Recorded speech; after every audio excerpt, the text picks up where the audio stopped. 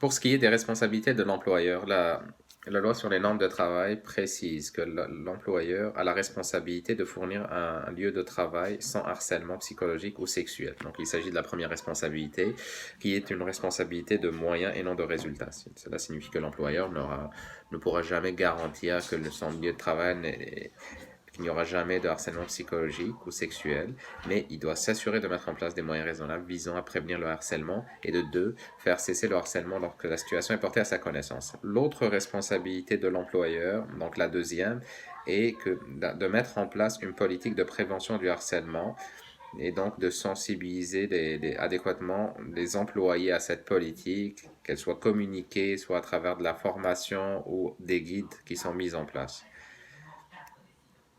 Maintenant, les deux mesures que l'employeur aurait dû mettre en place donc pour prévenir cette situation.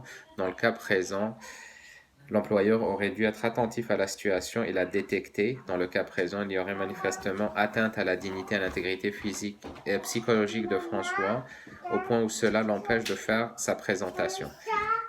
L'employeur aurait dû agir sans délai pour faire cesser le comportement visant François.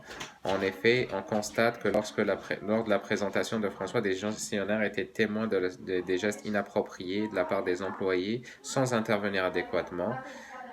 Donc, l'intervention nécessite de parler de la situation, donc de la détecter, de parler de la situation et de la politique de l'entreprise à l'égard du harcèlement, soit une politique de tolérance zéro envers le harcèlement.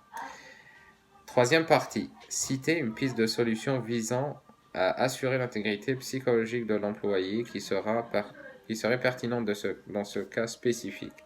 Donc, nous proposons d'offrir un soutien psychologique à François. La personne victime de harcèlement appréhende souvent le retour au travail, justement parce que l'ambiance est lourde, donc elle crée un sentiment d'isolement.